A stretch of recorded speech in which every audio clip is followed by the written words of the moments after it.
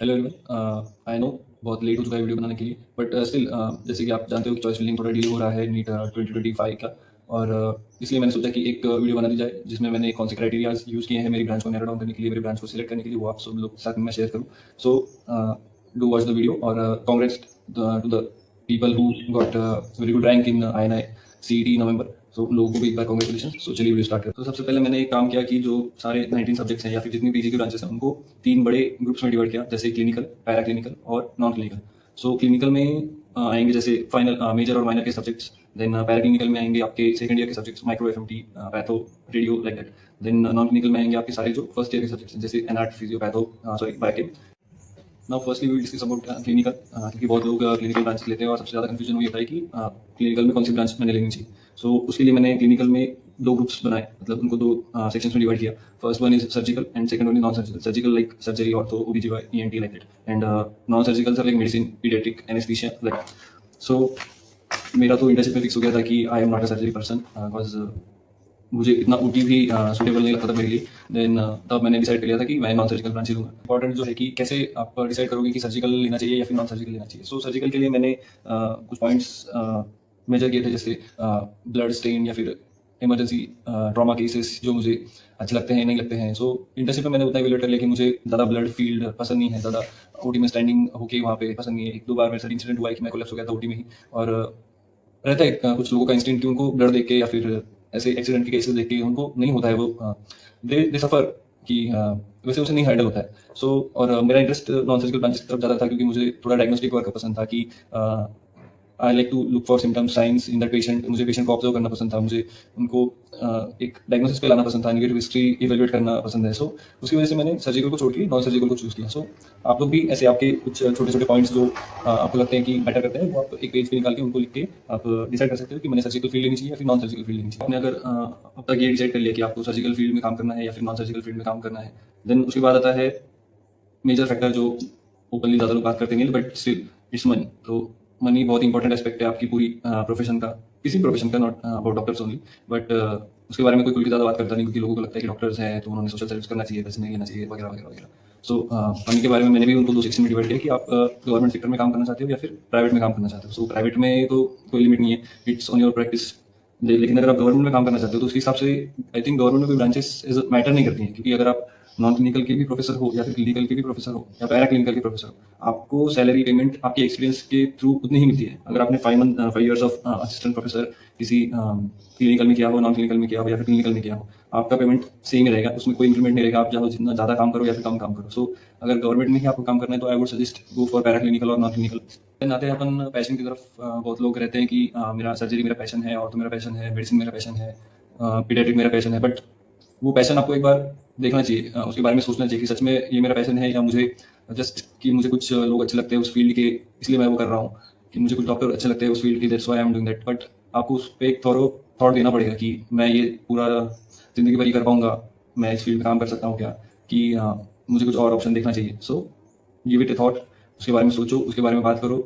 जो जो भी ब्रांचेस आपको लगती है कि मैं पैशनेट हूँ उसके बारे में, उन ब्रांचेस के लोगों से, उन ब्रांचेस के सीनियर से जो मार्केट में है, जो अभी PG कर रहे हैं, जो जस्ट पास आउट हुए हैं, ऐसे लोगों से बात करो कि सर कैसा है बाहर, क्या मैंने लेना चाहिए, मुझे पैशन इस बात का। बट इन सबसे बात करने के बाद आपको अगर पॉजिटिव मिलते हैं points, then you should definitely go for that.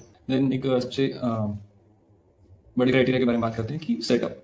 So surgical branches के लिए मुझे ऐसा लगता है कि सेटअप इज वेरी इंपॉर्टेंट, और उसके लिए आपको लगेगा कैपिटल लगेगा अच्छा खासा, क्योंकि सर्जिकल का सेटअप ऑफ कोर्स कॉस्टली है rather than non surgical branches जैसे मेडिसिन, पीडियाट्रिक्स। उसके लिए आपको इतना सेटअप करने की जरूरत नहीं है, आप कहीं भी OPD आपकी स्टार्ट कर सकते हो, IPD स्टार्ट कर सकते हो। बट अगर आपको सर्जरी में OT स्टार्ट करनी है या फिर खुद का हॉस्पिटल डाल के आपको खुद का हॉस्पिटल के अंडर OT करनी है, so it is much costly. And starting में ही कोई अपना सेटअप डालने का नहीं सोचता। स्टार्टिंग में तो बहुत सारे सर्जन्स या फिर ऑर्थोपेडिशियंस वो सब किसी बड़े हॉस्पिटल में एज अ कंसल्टेंट ज्वाइन होते हैं, उनके अंडर अपनी सर्जरीज परफॉर्म करते हैं, and they get hands on that in that hospital only.